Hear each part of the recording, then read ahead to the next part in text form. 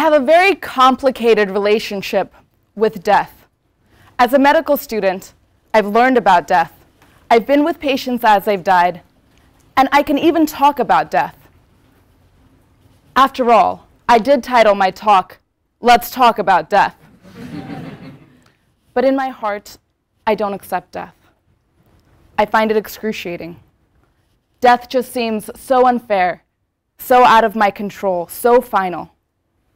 Ever since I was little, I've had this horrible fear that I would die and not have a chance to say goodbye. After my grandmother passed away when I was 13, I started writing a ton of notes to everyone I knew to say goodbye, with the idea that maybe somehow they would be sent out in the event that I met an unexpected end. I pictured death by lightning. I was a pretty dramatic child. But I figured if I couldn't control death, then at the very least, I could try to make sure that my final actions were according to what I valued, making sure that the people I love feel loved. Now, fast forward to my training at the hospital. I'd like to tell you about a patient. Let's call him Sam. Sam was fantastic. He was 78 years old, he had a huge family, and he loved telling me stories about his old surfing days. Sam had cancer and kidney disease and blood clots. He could no longer move on his own. When I met Sam, he had been brought in to the hospital by an ambulance with internal bleeding. Sam was in a lot of pain. But even despite that, every time I would walk into his room, he would look at me and say, "Hey baby, how you doing?" Grandpa still had game. Unfortunately, though, his situation quickly became worse. As his medical team, we decided to broach the topic of death.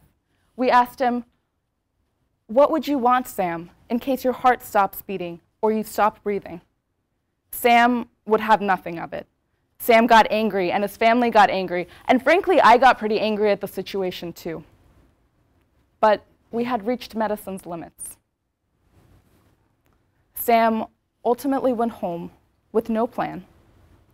He ended up coming back several times to the hospital until he finally passed away at the hospital in a cold, sterile environment surrounded by machines. I've often wondered, what would Sam's final year have looked like had he tried hospice? Hospice is a service for the dying which optimizes for comfort and symptom management rather than focusing on trying to find one more cure. The research tells us that for folks who try hospice, they often live longer and more peaceful lives than those who don't. I don't know what Sam would have wanted. We never talked about death.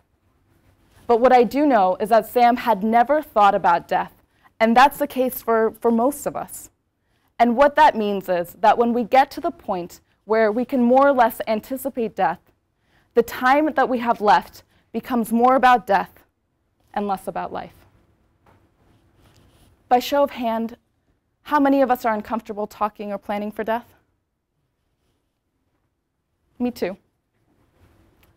We don't think about death. We don't talk about death. We don't plan for death. So I'd like to challenge us all today to change our conversation, to change our culture to include death.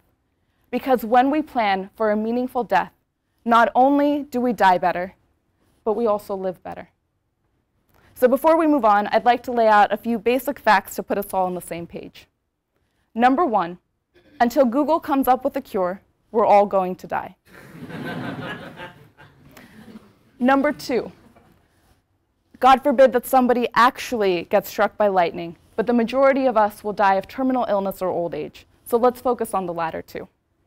And number three, there's no wrong choice when it comes to how you want to spend the end of life. But oftentimes, it is a choice. Modern medicine has made tremendous advances, but it's also convinced us that maybe we can cure death. We can't. So instead, the conversation becomes, how do we want to die? We spend our whole lives planning for our milestones, writing our narratives, planning for that big job or the wedding or even a low keynotes talk. But yet, the final chapter still sneaks up on us. In the US, most of us don't die the way we want to. While the majority of elderly folks have indicated that they'd like to die at home, only 25% actually do. In medicine, our default is to throw a ton of interventions at you in an effort to prolong life, but that often comes at the cost of quality time and spending your last time perhaps the way you want. The details of why we die are different for everyone, but if we set our goals ahead of time, then our doctors can help us figure out which interventions will help us meet those goals. I'd like to tell you about a community in La Crosse, Wisconsin. It's a town in which they had a huge, widespread initiative to get everyone to write their advance directives, or the documents which you can specify what you want at the end of life. They changed their culture, they changed their conversation, they even changed their healthcare system to adjust to the need, and the result? 96% of people had an advance directive on file when they died.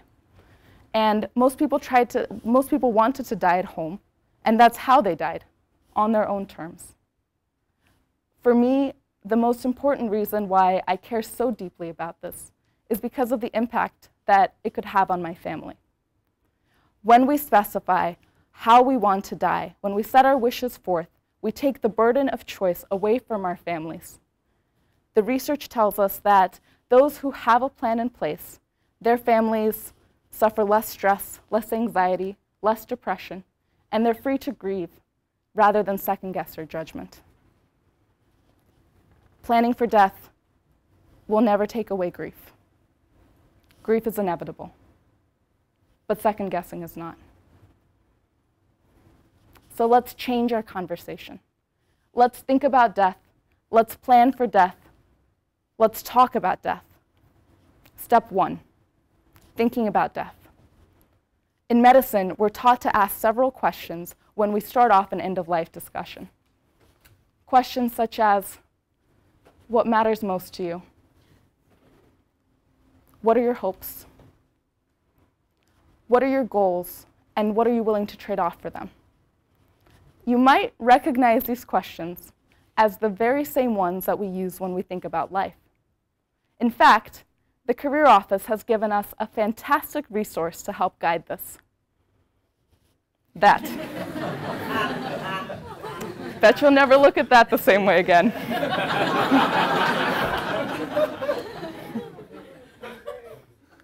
Step 2, talk about death.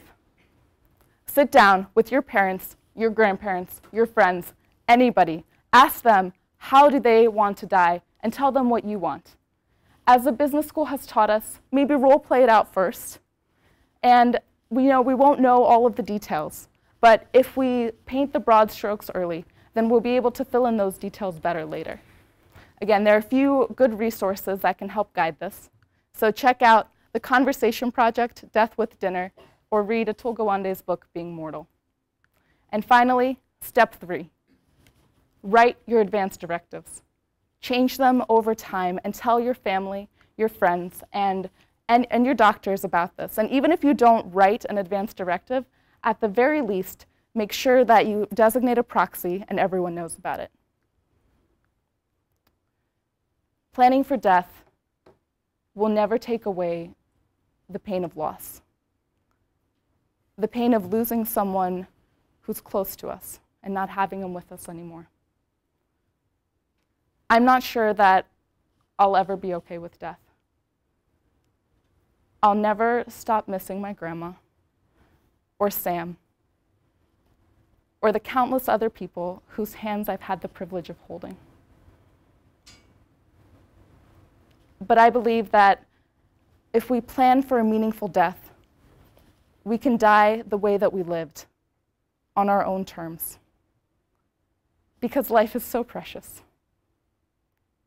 So let's talk about death, because in planning for a meaningful death, we allow ourselves to lead a meaningful life. Thank you.